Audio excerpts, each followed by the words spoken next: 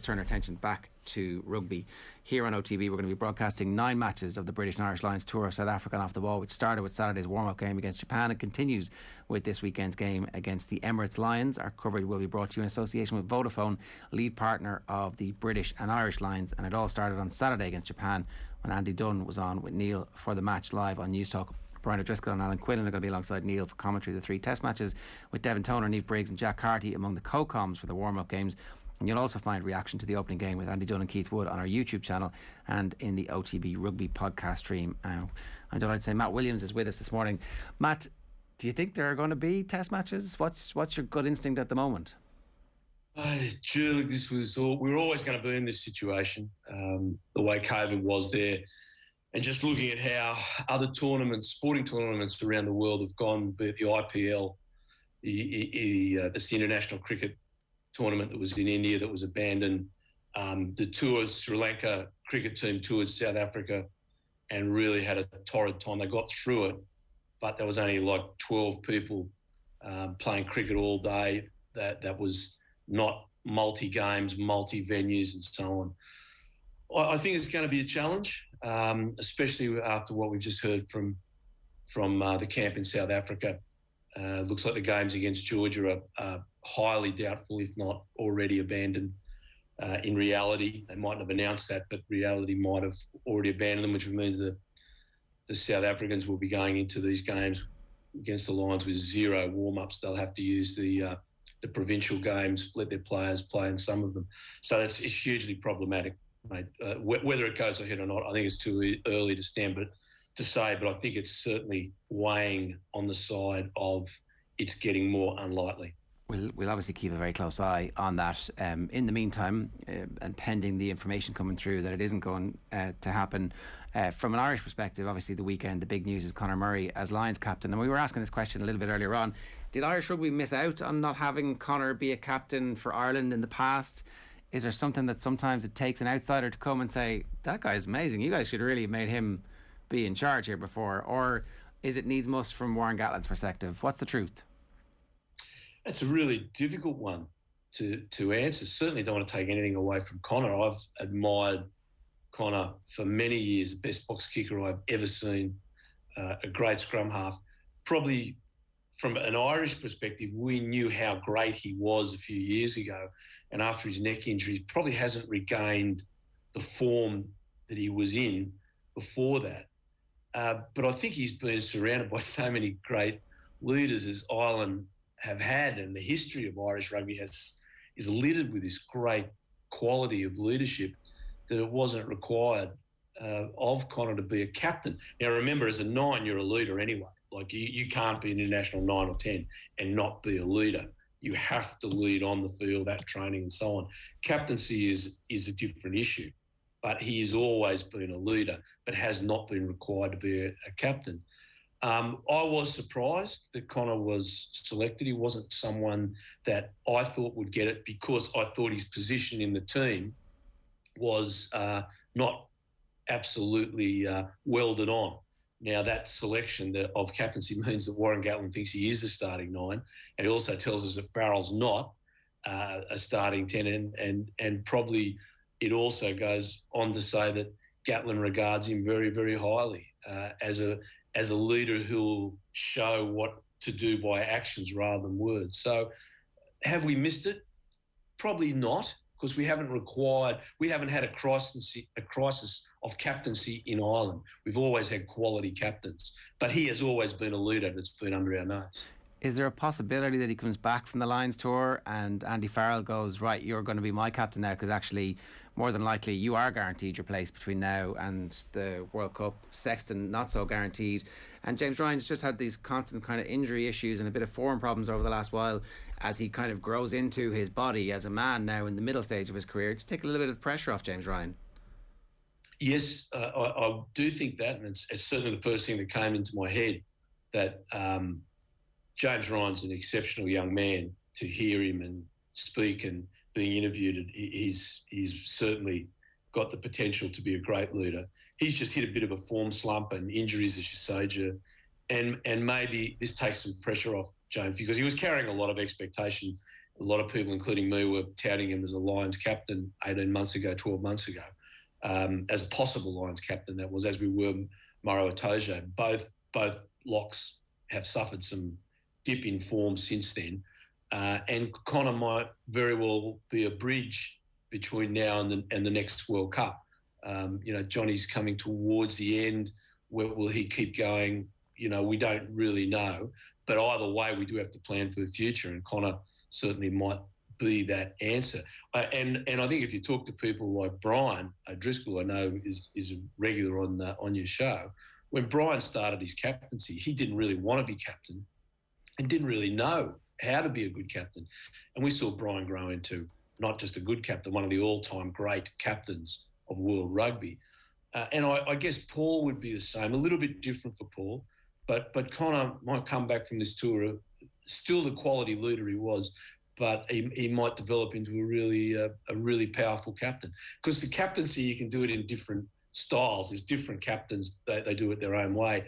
John Eales, who again, one of the all-time great captains of world rugby, at the beginning of his career, by his own comments, was a very poor captain. But by the time he finished, he was an inspirational leader, and Conor might fall into that same category. It seems stylistically as well, Matt, that Conor Murray fits the mould of a scrum half that Warren Gatland wants. And as we know, that's a big factor when it comes to any of these Irish players making the step up for the Lions. Yeah, I think, well, I know, Gaddy approaches these tours with a solid plan in place on how he's going to play. And we saw that when he went to New Zealand last time, the rushing defence, the scourge of rushing defence that has tormented us all for the last 4 years and ruined the game to a great extent. He brought that to stop New Zealand playing a game with width. New Zealand wanted to play width. He wasn't going to let them play width. And it was brilliantly done. You've got to give huge credit to the strategy that he brought in place that saw them almost beat New Zealand. They drew with New Zealand. Now, he'll have some form of strategy to deal with South Africa's physicality. Definitely one aspect of that, and we saw it on the weekend, was box kicking out of your own half, getting the ball behind that rushing defensive line. And South Africa are, the ultimate physical challenge, but their defence, they narrow their line in so they don't spread right across the field. They're only maybe halfway across the field, but they come up at 100 mile an hour, and that really can rattle your cage. But what does that leave? That leaves a space behind. So Conor is brilliant at attacking that space behind the rushing line through his kick. And I thought after watching the game on the weekend that was very, very obvious that Gatland's got that as part of his attacking strategy, and that makes Conor valuable to him. And his nomination as captaincy just confirms all our theories. It now becomes reality. Look, the game against Japan, obviously we can't read too much into it, but it's a very short tour, and if you are the Lions head coach, it's not like a free pass, or it's not like a goodbye to the crowd. It's like we need to get as much information into the players for that 80 minutes and out of the systems that they're trying to use and failing to use, or that are being successful. So what conclusions, and I'm not saying conclusions, but what lessons will the coaching ticket have taken from the performance at the weekend? Lots to take out of that. Some very good and some concerning. I thought the defensive system that they put in place just simply wasn't good enough to beat South Africa. Japan were getting 5 and 6 passes in before the defensive line was reaching them off set play, off some of the lineouts in the second half. Now, fatigue was obviously a factor by that stage, but the defensive line was not moving up rapidly, and at times it was disjointed. It was also narrow, and we saw the Japanese side get around that defensive line. So that's a huge concern.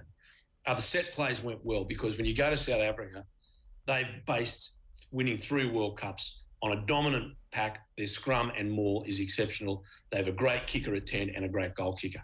That's their game plan. It's as simple as that, and that's got them 3 World Cups. But if you can't match them in the scrum in particular, you're going to fail. And we saw England fail against them the last time they played in the World Cup final. The English scrum was absolutely torn apart. I thought Furlong was absolutely magnificent. He would have been my man of the match rather than Dan Biggar. not suggesting that Dan didn't play well, he did, but I thought Furlong was absolutely outstanding. I think the other part was the attack was stuttering, and that's to be expected. These guys have never played together before. I know they've had training camps and so on, but everything's different when you go out onto a field and play a game against a real opposition. So I think what they'll definitely try and do is build on the strengths that they set down with their set piece and really work on their phase attack and phase defence. And their kick chase game, I think, also needs a bit of work on in these provincial matches. Now, whether they're going to be played down at Cape Town, are they abandoning completely the whole concept of Johannesburg, where the pandemic is absolutely raging on the high veld? We don't know. Will they get some of these games in? We just don't know. But either way, there is a lot to work on. Now, I imagine the South Africans, if we saw them play against Georgia this week, if that game was to go ahead, and it looks like it won't, they'd be in the same boat. The South Africans haven't played since the World Cup final. So I actually think the South Africans are at a huge disadvantage here at this stage because of that, where they've only played internally for the past 18 months. So very, very interesting rugby-wise, very concerning off the field. And maybe we're talking about nothing. Maybe it's just not going to go ahead, or go ahead in a different way. We don't know. Yeah, it very difficult to know exactly what will happen, and very difficult as well sometimes to justify the continuing of sport when matters of life and death are being played out against the backdrop. So we always have to bear that in mind. Just in terms of Alan Wynne-Jones, we didn't really talk too much about him. What kind of a loss on the field will he be? Obviously, so much about his captaincy is well known at this point. Was he a guaranteed test starter? I guess he was if he was captain, but is he a significant loss on the field against South Africa? He played magnificently through the Six Nations. Now, it's a generation of a number of high-quality second rows. But even at his age, he was probably the most consistent and outstanding second rower across the whole tournament. So the answer to that is yes, and they won the Six Nations. And he kept that team together and drove it. And Gatlin, if you look at his history with the Lions, goes back to the Welsh players that he can rely on and trust, and he has faith in, and they have faith in him.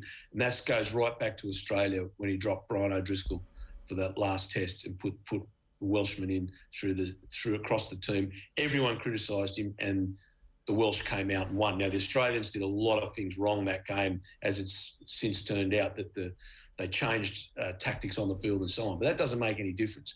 Gatlin has really relied on his Welsh players to be the heart and soul of the Lions team. And I think this is a big blow to the tour. Now, the other aspect of that is who will replace him. Is it a Tojo? Will Henderson get a shot? Hill? Whatever. We're fortunate that there is a number of good replacements, but I would bring everyone back to a little subtlety that everyone forgets. When the last time the Lions went there in 2009, the first test, the Lions scrum was absolutely hockeyed, got absolutely pounded, and everyone blamed the front row. But it was in fact the second rowers, the power that they were giving to the front row. Second test, and they didn't, and this is again something people don't realise, you have specialist tight head second rowers. So a second rower that only packs down on the tight head, and second rowers who are used to packing down on the loose head. Usually it's your number 4 that specialises in that. So if you think it's a right hand bind onto your prop and a left hand bind onto the second row. Now you change around sides, it throws your whole body dynamic and power out. And that's what the Lions did that first test in 2009. They got it wrong. They got their second rowers right for the second test, and of course they performed much, much better.